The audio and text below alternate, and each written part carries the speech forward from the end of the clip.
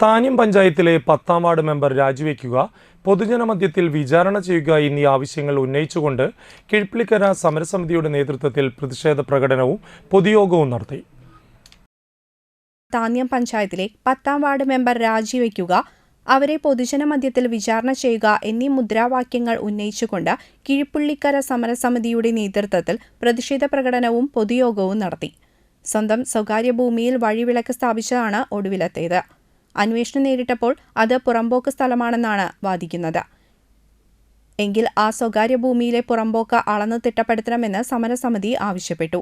ഇത്തരത്തിൽ നിരവധി ആക്ഷേപങ്ങൾ മെമ്പർക്കെതിരെ നിലനിൽക്കുന്നുണ്ട്.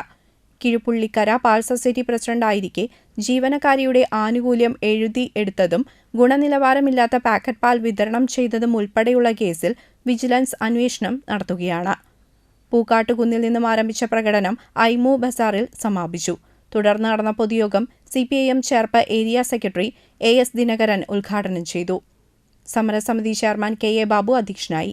CPIM ഏരിയ കമ്മിറ്റി അംഗം MV Mukesh, local secretary TV Madanamohanan, block panchayat അംഗം PK സീനത്ത്, സമരസമിതി കൺവീനർ PK ആര്യദേവൻ എന്നിവർ പങ്കെടുത്ത് സംസാരിച്ചു.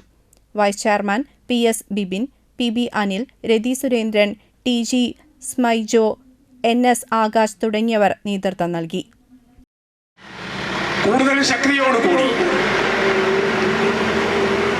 നമ്മുടെ രാജ്യത്ത്, നമ്മുടെ പ്രദേശത്ത്, നമ്മുടെ ലോകത്ത്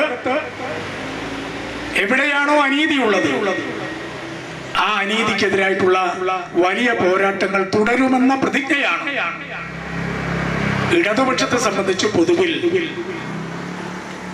അതിന്റെ സാമൂഹ്യ പ്രവർത്തന പരിപാടിയിൽ സൂചിപ്പിക്കുന്ന ഏറ്റവും പ്രധാനപ്പെട്ട ഘടകം. ഈ സമരം ഇന്നിവിടെ നിശ്ചയിക്കുമ്പോൾ